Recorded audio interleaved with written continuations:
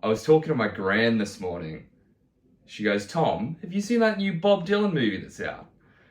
I said, Gran, A Complete Unknown is a 2024 musical biopic starring Timothy Chalamet depicting the life and times of the one and only Bob Dylan. It focuses on 3 years of his life, 1961 through to 1964, 1965. My concerns with Chalamet playing Bob was just him and the size of the star that he is. He's just. I had this same concern with Paul Mescal going into Gladiator 2. I do find it hard to get immersed in a film and see a guy in ancient Rome wearing a skirt and believe that he's actually a Roman gladiator when I was watching him eat hot wings on YouTube, an hour beforehand. I do think we've got so much exposure, too much exposure to actors these days. And I was concerned after watching, Chalamet on SNL, Nardwuar interviews, Hot Ones probably, I don't know, but you see so much of him, he's such a presence. Almost the opposite to a guy like Bob who never gives interviews, and this adds to the allure of the artist. You know less about them, there's more mystery and mystique there. I was concerned going into it, but no, it didn't bother me. I loved it. I really, really enjoyed it. I think a lot of that is due to the acting.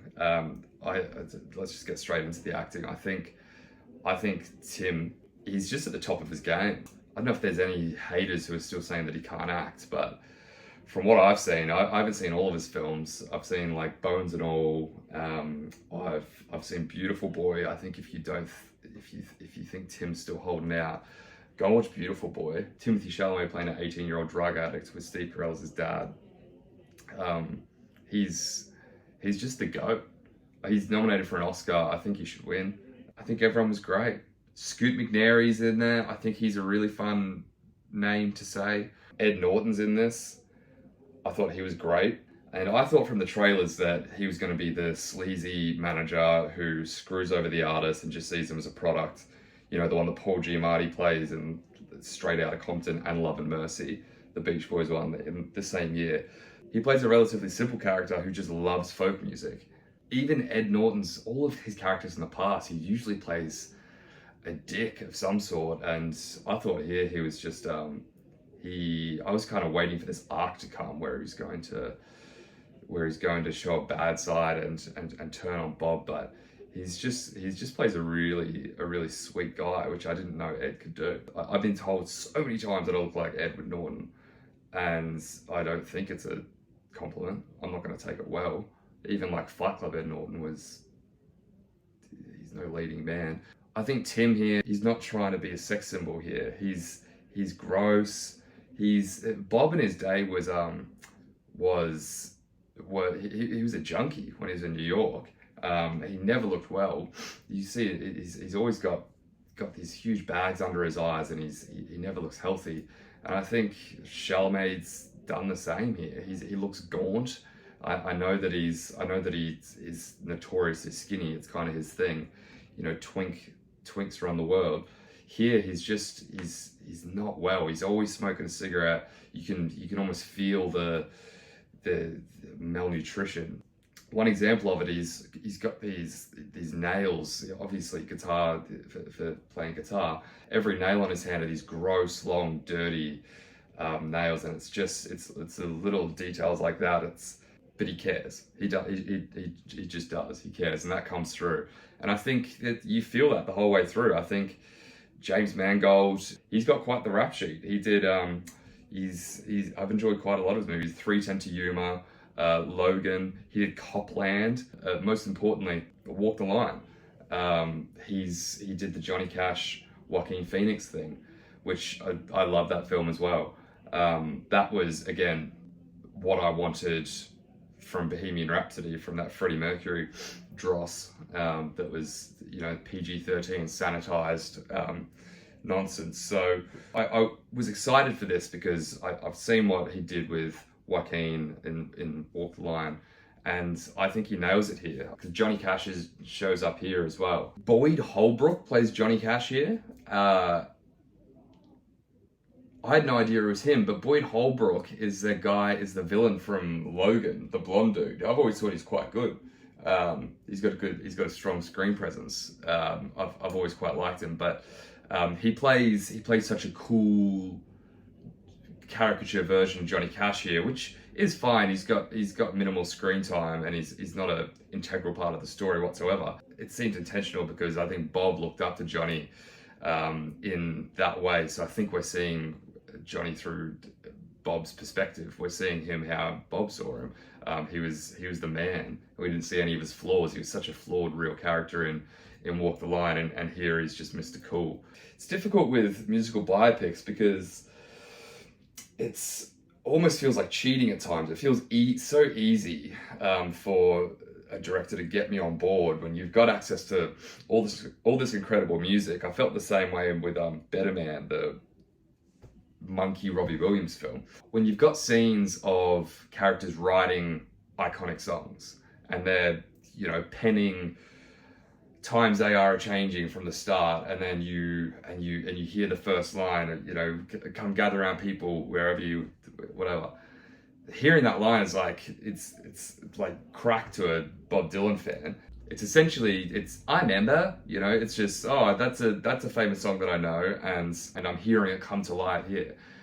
It's a very easy, I suppose, ploy, but I also don't know how else you do it. It's nostalgia bait. But it's fine. I mean, people need to write these. Bob Dylan was at one point penning the lyrics in a notebook to Times Are Changing, and that's got to be in the film, I guess. I mean, why not? It's just it just feels easy to me, but it doesn't.